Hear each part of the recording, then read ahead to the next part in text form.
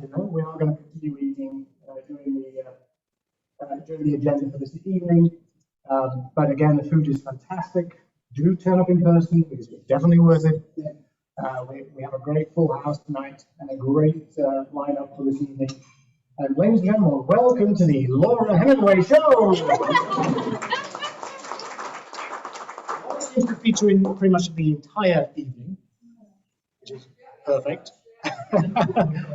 Okay, right. First of all, we have to point out that this is being recorded, so those who don't want to be in camera, please disconnect yourselves. Okay, and the agenda. Right. So, for those who have been to these events before, we know that we like to introduce our guests. I have pre-warned, I think, all my guests this evening. So just a quick word about who you are, what you do, who invited you, and if you do want to say a little story about yourself, except for not the amazing next week. You have to be this week. Hello, everybody. Is this on? It is actually on. Don't worry,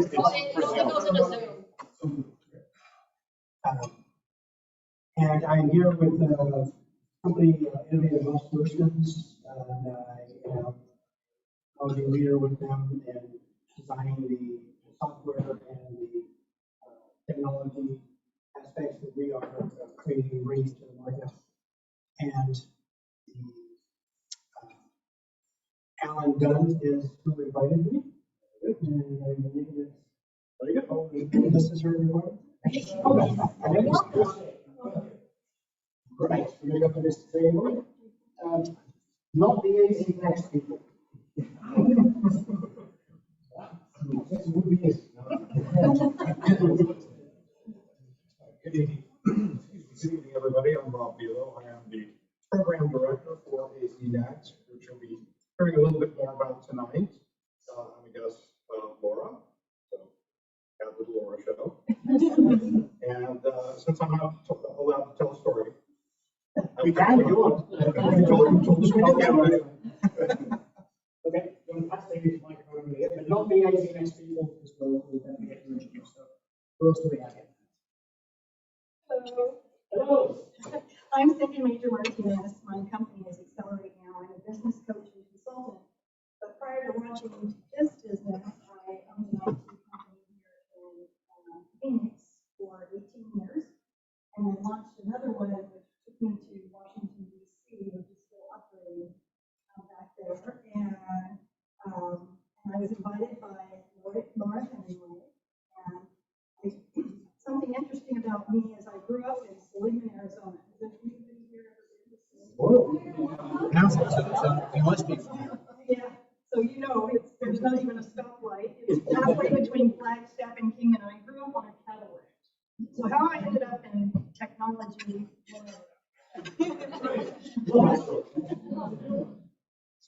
We have another guest tonight. Big Din. I'm going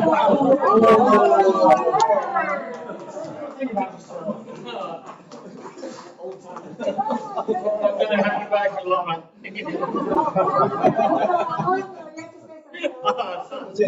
I have any interesting stories growing up in a cattle ranch. All right. That's as much reading as I'll give my good friend Big Din. Very nice. Thank you very much, guys. We're all going to meet the other guests very shortly as well. So thank you very much.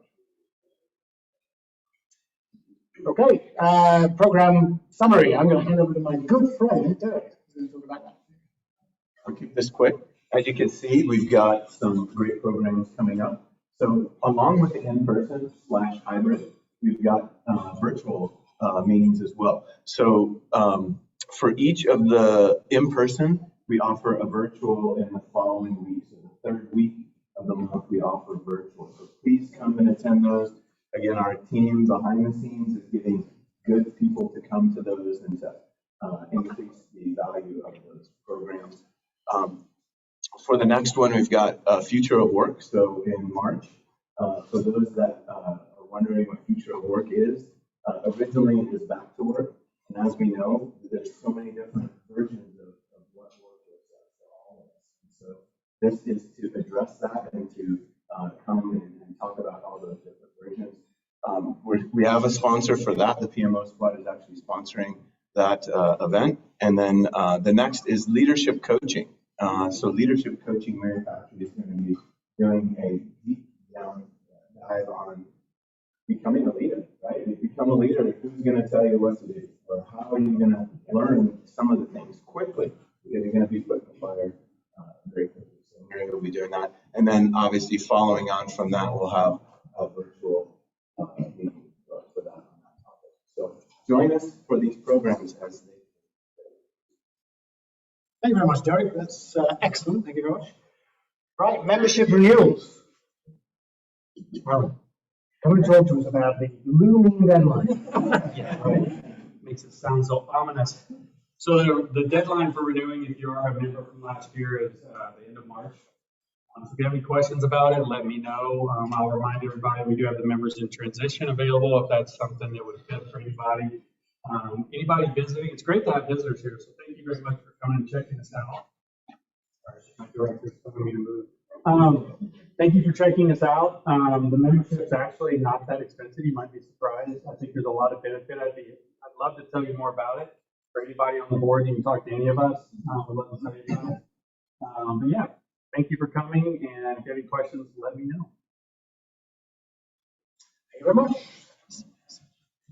We've missed a slide.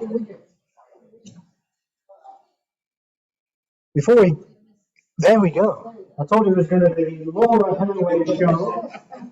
And first thing is I want to say a great thank you to Laura for stepping up to be our new treasurer.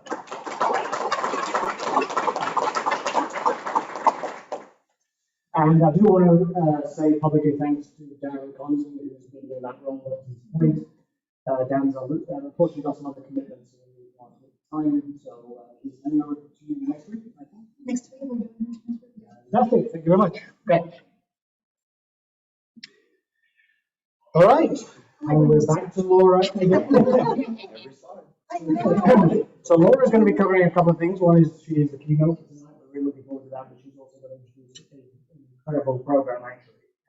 And the folks are involved with it, so I'm going to let you do that. I'll play the camera. Okay, thank you so much. And, Well, Actually, come on here. I'll follow you around with the mic. Is that on? So we good? Can everyone hear me? Okay, great. All right. So thank you everybody for being here this evening. Yes, as everyone heard, we have a large AC next contingency tonight. And I'm so very pleased that the board allowed them to join us. And special shout out to Dr. Dan for being able to elevate exposure to the group. So thank you so very much for that.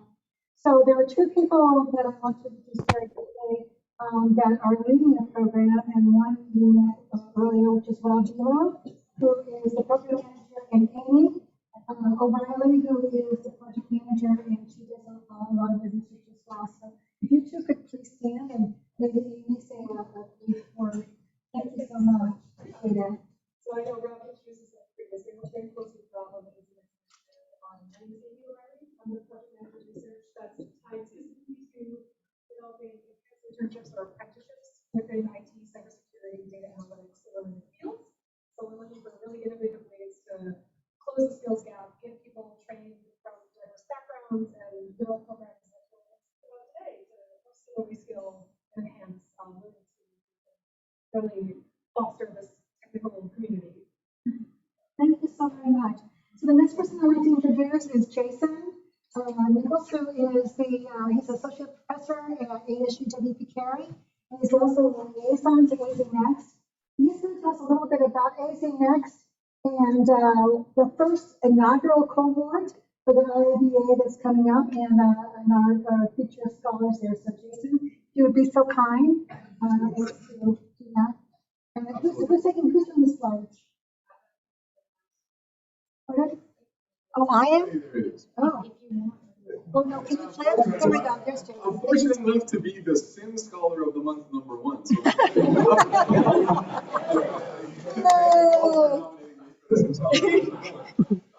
no, it's a pleasure to be here, Laura. Thank you so much for bringing us here, and specifically, and I know that they'll thank you as well, but bringing Paloma and Jeff here as well is just a fantastic opportunity for us to share a little bit about what we're up to. So I know that AZ Next shared a big picture for you folks in a previous meeting, what we're all about. I want to specifically share just a few thoughts, and I'll only take a minute, but a few thoughts on a program that we recently have some graduates coming out of. So we have a business analyst training program, and this program is, again, a non-traditional pathway where we look for people with very strong talents that don't exist in the business space and would like to transition into the business space, and then we work to give them a foot in the door.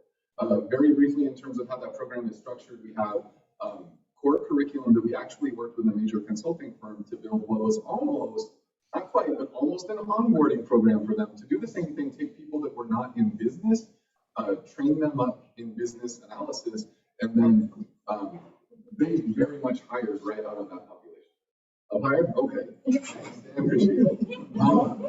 So we had a lot of success with that program. We ended up landing a number of folks in that consulting firm, and that is the foundation for this program. But we've opened it up to a much broader audience now. So we have our foundation of the curriculum and hands-on activities. We've mapped it now to a certificate, so all of these folks will be ready for and walk away with the IIBA, the first IIBA certificate as well. And then the part that was the most exciting and the part that was the most rewarding was amazing people like Laura were willing to help us out with this program and come every week for 12 weeks. We had guests come and share all of that context about what the world is like when they get out there. And that's the kind of experience when you build these training programs that if you're just running through an online program or you're just focused on the skills, you miss so much. So Laura specifically, and then many people that share the same sort of mentality as Laura and interest in collaborating with the university, giving back to so many people, have made, I think, one of the most important contributions to this program. And we have so many great folks that are about to graduate from that program. I'm excited to share a couple of them with you here tonight as well. I don't know, Laura, do you want me to introduce? Yes, please. Absolutely. So let's hit the slide so I know who the second person is. Oh, she's also the STEM Scholar of the Month. Yes, we tied Paloma. That's fantastic. So I'd like to introduce Paloma Greenwald, and I will let you go ahead and share some thoughts. First, I just have to say a huge thank you, obviously, to Jason and all the AZ Next people, Laura in particular, I think, who was very kind to take me under the wing and make this opportunity possible. So I'm a registered nurse of 20-something years, and I'm a sun devil, right? I got my bachelor's in nursing here at ASU a long time ago. In the meantime, my husband has been in the Air Force, and through his service as a military spouse, I have bounced around a lot. And we are just now at the point through his retirement that I have some control over what comes next. And for me, it's sort of a, stage 2, sort of a bonus transition. And Jason clearly opened my eyes to so many opportunities. So thank you for that. And it's a pleasure to be here with all of you.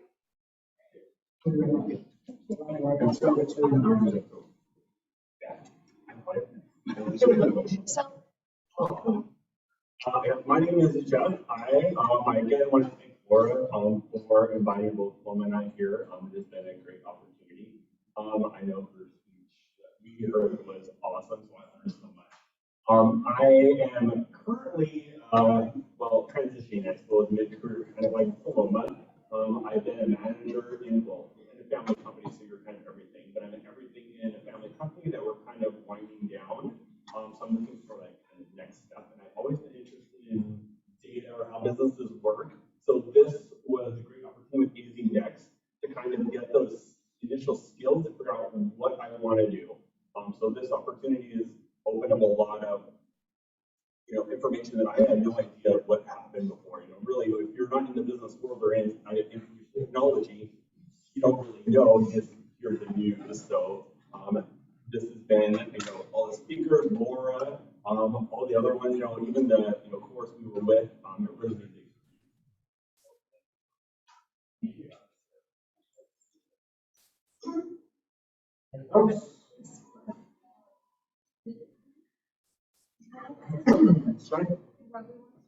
Yeah, I think so. Raghu, are you on? Yes, I'm on. Thank you very much for featuring AZ Next as part of the SIM meeting, and a big thanks to Jason, Rob, and team for starting this cohort. But this is one of many that we will be offering, and there are quite a few different programs that are coming up. And one of the things that we are trying to increase awareness for is that ASU is not just known for the degree programs, but it's also responsive to the immediate needs of both the career seekers as well as the employers. So to the extent that we can be a partner and work on these kinds of programs, and the Department of Labor Investment really helps us do that. And we are really glad that we can offer these programs and then continue to do that in the next coming years. So again, thanks for this opportunity to showcase what we are doing, and hopefully more of these things to come, and many more SIM scholars from ASU that will show up hopefully in these slides. Very good, thank you very much. Really appreciate it. Actually, do we have Martin online as well? Because we do. Hey, Martin. I had forgotten to ask you to introduce yourself. Are you able just to say a couple of words as one of our guests tonight? Yeah, hey, I'm sorry. It is a little hard to hear everybody. I'm trying to follow along, but and my apologies. I hope to be at the next in-person meeting. But hey, everyone. I'm Martin Mazer. I'm a Senior Vice President and Chief Information Security Officer for Entertainment Partners. I also have IT under me as well, so I kind of carry both hats. We're a large payroll and services provider for the entertainment industry. Our customers are the major movie studios, production houses. I've been a SIM member for several years now in the LA area, and we moved to, my wife and I moved to Scottsdale here about a year and a half ago, and hoping to get to know everybody in the Phoenix area to continue the discussions. So thank you. Thank you so much. Really appreciate it, Martin. Thank you. And nice to see Diane and Michael and Karen. Anna knew you. Very nice. Okay, right, we're going to pass over to our main event for this evening, just as the main course arrives. Good timing. So Laura is going to talk to us about business transformation and business process management and analytics and all that good stuff. So first of all, can we just do a sound check? Can everybody hear Laura? Testing. Sounds good. Can you hear me? Martin's putting his thoughts. So Okay, great. Thank you so much. Okay, over to you, Laura. Right, thank you. So when we were talking about this presentation amongst our board members, and we were saying, what are we really calling this thing? And the title is like incredibly boring or domineering or whatever, but business transformation through process intelligence and technology transformation. That is a major mouthful, right? So what are we really talking about? So let's talk about, what are we talking about? These three terms can mean so much. So let's start with business transformation. Can somebody share what they think or what they believe business transformation is? Does someone have a thought about that? I mean, it covers such a massive universe. So you have a thought? Oh, I think something amazing next one like this. Put you on the spot. Not to put you on the spot, but if somebody has a thought about what business transformation actually means. Well, I would say it's, excuse me, business is basically changing with the times as technology is changing. And businesses are stagnant or staying what they were using 10, 15 years ago. Okay, great. That's definitely. Oh, I'm sorry. I just didn't. What about for business transformation? It's really about people, process, and technology. I've always said yes, business process and technology in that order. Yes. All right, very good. Okay. Very good. Thank you. Okay. So that's one version of technology, a couple of versions of what business technology is. Can we, technology transformation, that's usually the easy one for us, right? Because that's the all needs results. And that's what we love to do. We love to get new toys, and we love to get new tools and new software to play with, because that's just the nature of who we are. So do we need to explain more about technology transformation to this group? Probably not. It's like, okay, I don't put it in the ERP or I'm gonna get a new fun AI tool or whatever. That's kind of who we are. We love to play. So our focus traditionally has been, give us a new toy, let's go play, and let's go build something. Okay, so let's talk about process intelligence. What's your definition of process intelligence? What does that mean to you? Someone speak to that? I just realized I didn't know. Can someone speak to process intelligence? Hello, I'm glad everyone's going this time. Well, I guess I would have to answer with the systematic method, the methodology involved with evaluating the current practice and identifying time, all the steps in order to get a more ideal future state. Good. Any other thoughts on what process intelligence actually, what it means to you? Any other thoughts?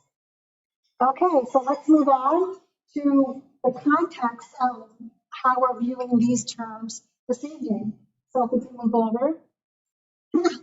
So for the sake of tonight's conversation, process intelligence is the ability to understand business processes and knowing how to use them effectively.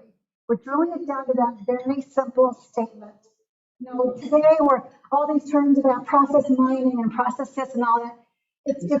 I mean, when you're talking to people that have been in technology as long as I have, which is embarrassingly long, it's like we're always talking about the same things over and over and over again. They're just given different names and different terms.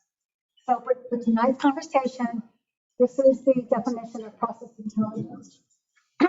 So this very mind-numbing slide talks about the levels of process intelligence within the organization, and they go from level 1 to level 5. So level 1 is pretty much there's not really a consciousness over what's happening with the processes within the organization. People just do what they do to get their job done, to get their singular function done, and that's how they. Oh, I'm sorry, I'm a walker. Okay.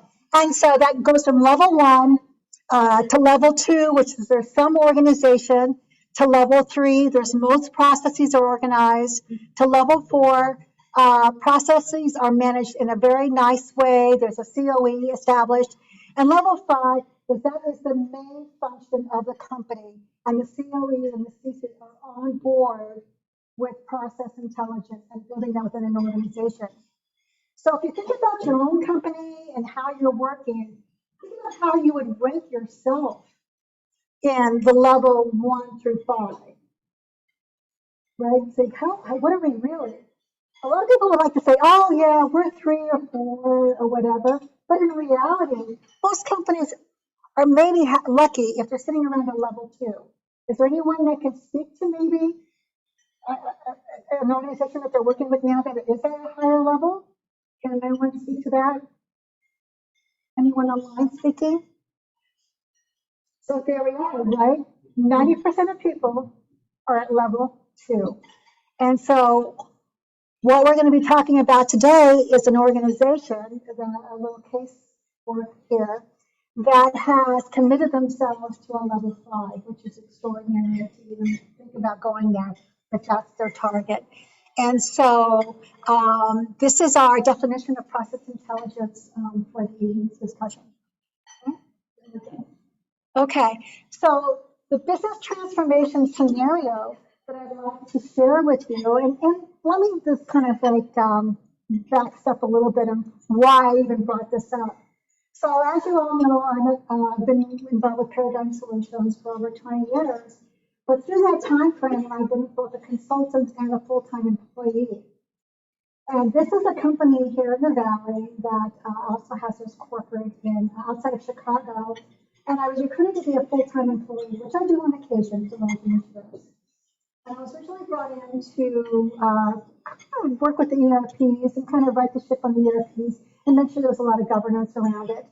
When they learned of my background, I was brought in to do a couple of other things. One is to reorganize the PMO to build the BPM COE, to bring in BPMS software, and to lead the business transformation team. So, and to deal with the legacy software. So so once I realized I got in there, a lot got added on. So that's why I'm targeting this particular case study today, because this was a key, this was our very first win. This is our very first process that we went after. So this scenario was, this is a $24 billion company, 25,000 employees, Fortune 10 privately held. That's pretty darn big, right? Now it had gone through acquisition. So there was 12 plus divisions with individual presidents and P&L. So can you imagine trying to manage that? So they had their own P&L, their own bonus programs, their own way they do things. So everybody was very singular, it was very siloed. Nothing was integrated within the company. 12 different universes within this. And whenever I see everybody shaking their head, yeah, been there, done that, because we've all been in situations where it's grown like that, and we're having to deal with the situation and trying to homogenize and bring everybody together. Top it off, they're preparing for an IPO. So there's a lot going on here, right? It's a large company preparing for an IPO, not even close to being able to deal with the due diligence that was before them and being able to support the IPO. So we want to go on to the next one. So they're taking a step back. They get a new CIO, they get a lot of new C-suite leadership, and they're saying, okay, what is really going on here? How can we show potential investors that we are something to look at, that we really need to be acknowledged as a company that you want to invest in? First thing, commitment to customer first. No matter what, the customer is the most important. We've gotten used to awesome customer support right now. You know, you walk into Nordstrom's, you know, you call Amazon most of the time, I'm gonna say most of the time, whatever, but you know, it's like customer first oriented. And so with that in mind, they targeted the top 10 processes that were adversely affecting the customers. And they gave a massive commitment to process improvement. So much so that they built out an entire business transformation team and building a BPM Center of Excellence. And with that BPM Center of Excellence, they also did a commitment to technology transformation by bringing in business process management systems and BPM documentation tools.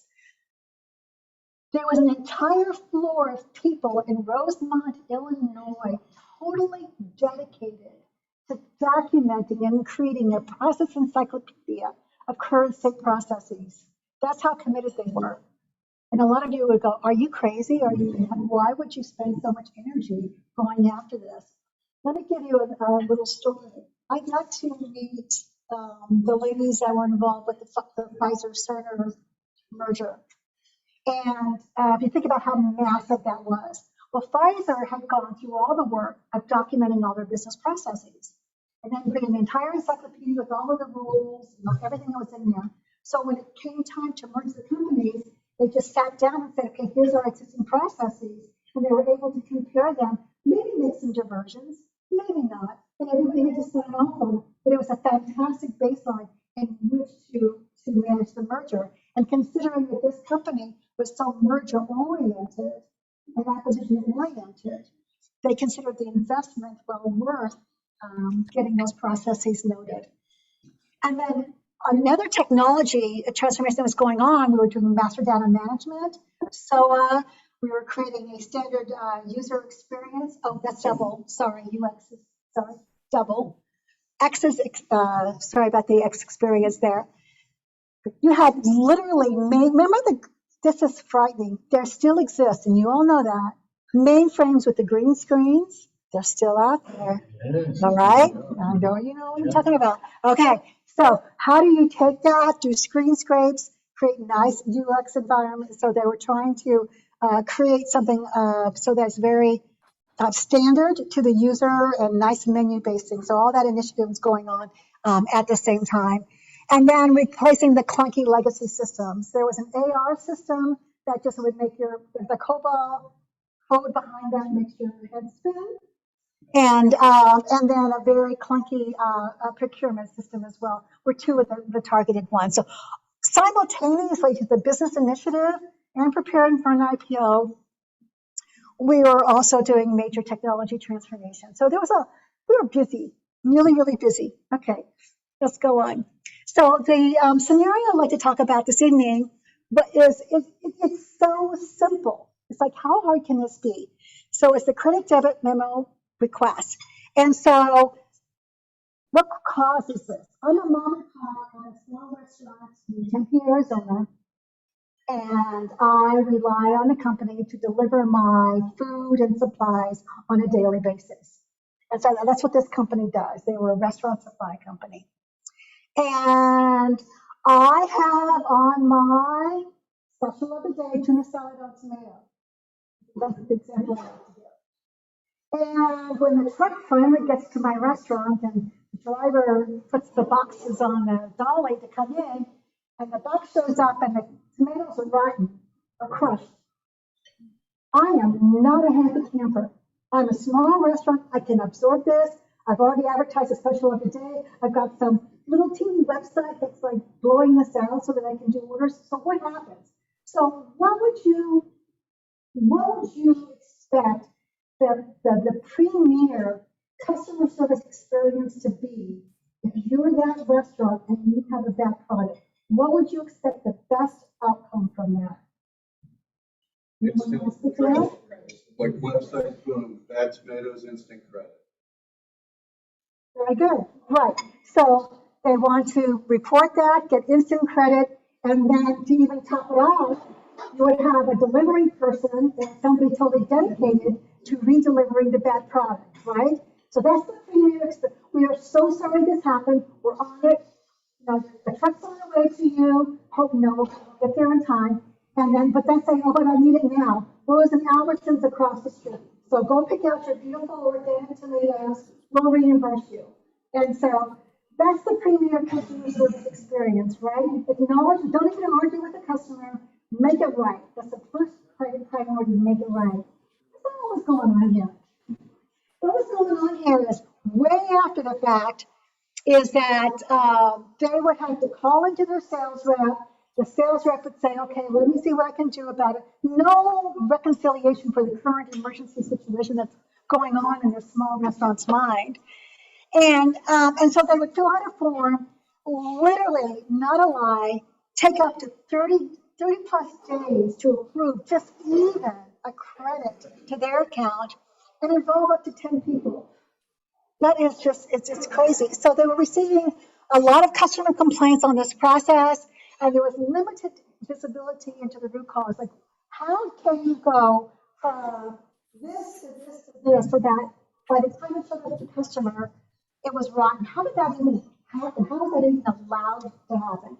So again, no visibility into root cause.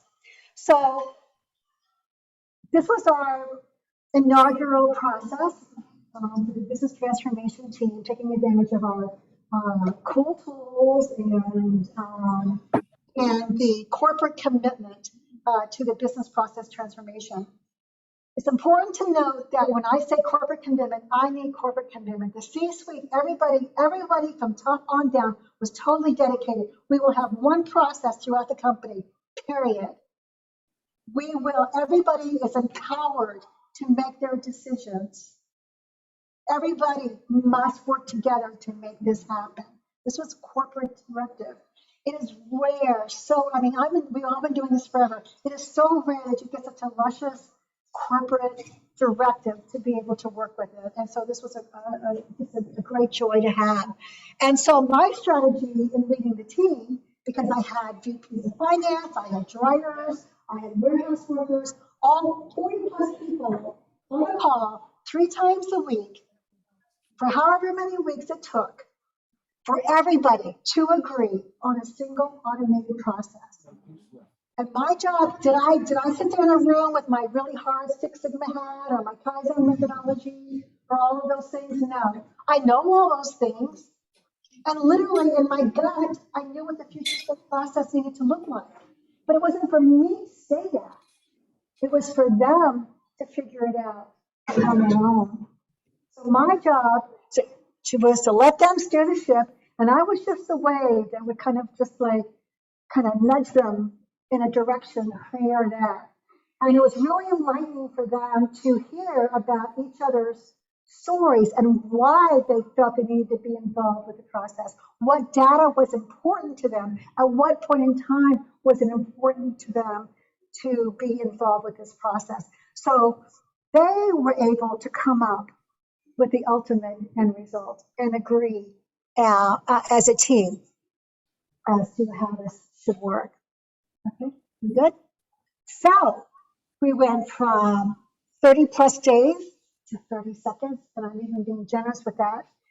Some of them went to 48 hours, and that was only because of the dollar limit and maybe having to go through the levels of approval.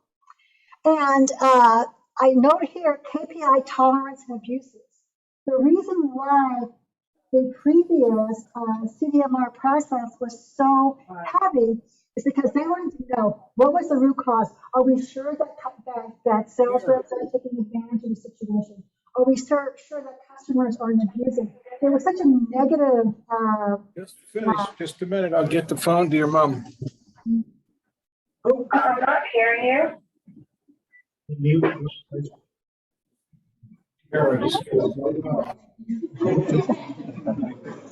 So there was like there was for like a $27 billion company, why are you obsessing about $25 credit memo? But it was amazing, the obsession here. So when people were able to lighten up from that, so what we were able to do, because I already knew what the tool could do. So we put in this really cool EPMS backbone. We were able to build in, it was totally configurable. So we could change like the tolerances and build nice dashboards around it. So what happened was that people just wanted to be aware. The warehouse. When did the warehouse people know that was bad, or was it a procurement problem? So we were able to start to drill down on root cause. But what do you think happens when you start to work backwards? Right. This is the end. So we're working backwards to the process. So what happened was that we noted that there was not visibility to the true process from order to cash, from procure to pay. All those thousands of steps in between were lost. We had gone to the end. So it allowed us to target the points midstream of the process to say, okay, what really has value, and bring those into the next task that we were going to, the next process that we were going to target. Okay, so we're good? Any questions so far? No, I'm very conscious of time, so I'm moving quickly, so if you're going. So the continuous commitment here was that we were aligned to the corporate goals, continually supporting the business transformation, consistently increase the level of process intelligence of the organization. Because think about it. You have all these people, you have the drivers, the warehouse workers, the VP of finance, all involved with building a singular future state process. Think about that level of process intelligence that immediately got raised within the organization. Combine that with the C-level commitment to that. And now you have these change agents that are also very involved with the other non-targeted processes. So it took several weeks to get this one done, but you can bet, right? Future ones were a lot easier because if we trust the process, we know we're going to get what we want, and we are the leaders. It's not for me to lead. It's not for IT to lead. It's for the business to lead. And sometimes we forget that. We are just a role in the business. I think Simon says it best. If your company is bankers, you're a banker. Your job, your role just happens to be technology within the banking industry. And we need to think about that. We serve at the pleasure of the business. If it wasn't for the business, we wouldn't be there. And we need to keep our eye on that. Okay, so my little paragraph there. And then we incorporate, and then the total incorporation into corporate culture. So when you, again, the PMO, so we included the processes and the center of excellence into the PMO. Job description, when you're out getting new talent, process aware, process intelligence, incorporating those words into your job description so that when you're recruiting, You're recruiting that talent and they understand the importance of that into the organization. Incentives. So, you know, if you're working in the warehouse and you notice that there's a problem with your order to cash, or procure to pay processes, wherever you're involved with all that, to feel empowered, to say, raise your hand and say, wait a minute, there's a problem here. And to provide an incentive and encouragement to raise your hand and empower you to do that. And then publicizing it. If you have a corporate newsletter or whatever, say, hey, the warehouse team, you know, in Illinois, look at them, they targeted this, and you did for them for improving this process. So just really making a part of your culture is a big move. Okay. Again, somebody with a perfect line into this earlier. People process technology. We did it over and over and over again. That's what we're about. So our key takeaways are: make your people first. We're messing with this world. Can you imagine how hard it was for these people? They were managing these pieces of paper for 30 plus days to give that up, to agree and trust the system and to trust the triggers. That was very hard for them. We're messing with these worlds, with the worlds that these companies for 10 plus years. And so you have to be very aware, very conscious. Our job is 90% technology, 10% technology, right? People, people, people. So empower the people on the process, make sure the processes. Oh, sorry. Okay, and the processes support actionable data points. We talk a lot about analytics. We talk a lot about data mining. But our processes and our gathering our data points, are they really working for us? Are they really gathering what's necessary? So let's make sure our processes have those stop points that give us that information that's valuable. And then technology. Our job is to listen and support. Listen and support. Advise. You know, be the wave that gets in the way every so often. Okay, and I think that's it. And we're close. Yay. All right, so thank you so much. Any questions? Any thoughts? No, Thank you, Laura. The guys remote, I know we had a little bit of audio problems. I hope it wasn't too bad. I hope you could hear it properly, especially with this handheld. Any questions for Laura? No? Good. Questions, comments? Interesting? I have a question.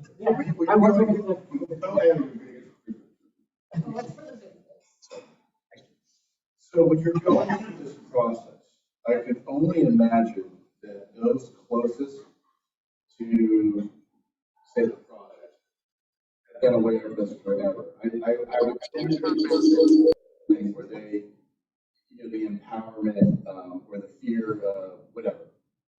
Is that pretty common? Is that on? I mean, it seems like ever since I was, a kid working, there was always somebody that said, I don't know why the heck we do it this way. It's so obvious. It makes so much sense. But I don't know. I would think that would be common. Yes, it is very common. Absolutely. I mean, we see it everywhere. No matter what job function you're talking about, whether it's the warehouse. I see it in accounting all the time. Accounts receivable and accounts payable departments. My top two pet peeves. It's like, what are you doing? What is going on in there? And so, yes, and so people say that all the time. I don't know what we're doing. This is company policy. This is the way we're told to do it, and I don't know why. And they moan and they groan, and they always have better ideas. So a key part of that is empowering them with no fear to speak up and add value to the corporate directive. They say, hey, let's make all this better. So that's a really good point. Yes, it's very common. I think it's such a powerful statement, and thanks for making that. Because you imagine this supply chain that Laura described, right? How many people saw, touched, handled that commodity as it's going through the process? Somebody would have spotted it was a problem, right? So why didn't they say anything? Their job, they're empowered, they were told not to, they want to keep their head down, whatever. So I think it's a great, absolutely fantastic point. Laura, thanks so much. That was very thought-provoking. Don't forget, we have a session a week. What was the actual day? The 23rd. 23rd. It's going to be a networking session for us online. Let's get together. Let's talk about some of our horror stories, because there must be some horrendous horror stories in this area. I can think of a few already myself. So please do attend that. It's good fun. You know, get yourself a glass of wine at home or whatever you do, and it's a good fun environment, right? So it should be in everybody's calendar. Is it a repeating meeting we have, or we send a reminder? We'll send a reminder. All right. So can we just give a great hand of thank you for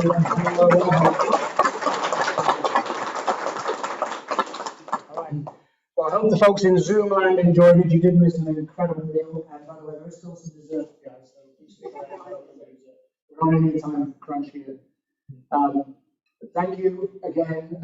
Really appreciate you coming down and making this a packed environment for us. We love this venue. We love you coming here and making it a really good event for us all. We'd love to see you again next month. Great topics coming up for the whole remaining year. For those who are traveling back tonight, safe trip back home. Thank you so much. We'll see you soon. Thanks. And thank you so much to the online folks. Thank you.